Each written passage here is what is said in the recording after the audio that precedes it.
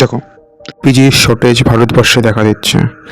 সেই শর্টেজটা আস্তে আস্তে রিকভার হয়ে যাবে। সমস্যা হয়, সমস্যা আছে, সেই সমস্যাটা আস্তে আস্তে সমাধানও হয়, কিন্তু দেশের সাথে দাঁড়িয়ে থাকতে হবে।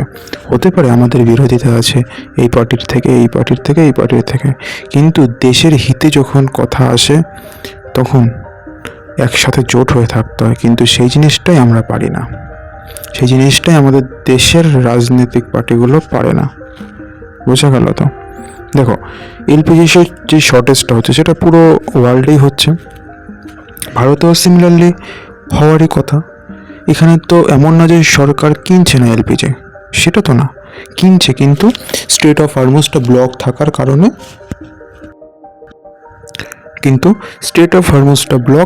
কারণে এই এলপিজিটা ভারতে এসে পৌঁছতে পারছে না।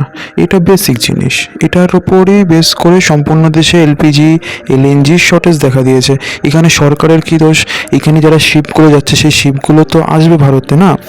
এইবার দেখো, আসতে গেলে তো সেই রুটটা ঠিক ক্লিয়ার হতে হবে। এখানে হামলা হচ্ছে কাদের মধ্যে? আমেরিকার সাথে ইরানের। তাহলে এখানে ইন্ডিয়ার কী করেছে?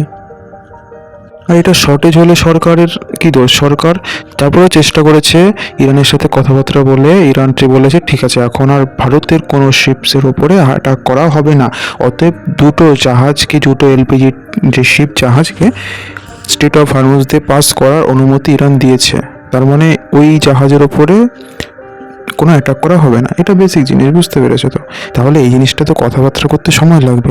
এই সমস্ত ইন্টারন্যাশনাল ব্যাপারগুলোতে দেশের হিতে থাকতে হয়, যেটা হ্যাঁ ভিতরে যে পলিটিক্স চলে সেটা ঠিক আছে, আলাদা ব্যাপার, কিন্তু ইন্টারন্যাশনাল ব্যাপার, দেশের হিতে যখন কথা আসে আমার মতে, তখন দেশের হিতে হয়ে প্রত্যেকটা পার্টির একজোট হয়ে কথা বলতে হয়। ঠিক আছে, সরকারের সাপোর্টে থাকতে হয়। কখনো কখনো যে ইন্টারনালি সরকারের সাপোর্টে থাকলো না, সেটা আলাদা বিষয়, কিন্তু আমাদের ভারতবর্ষ মানুষজন তো অতিরিক্ত ট্যালেন্টেড। কি বলবো, কিছু বলার নাই। তোমাদের কমেন্ট কি সেটা বলো।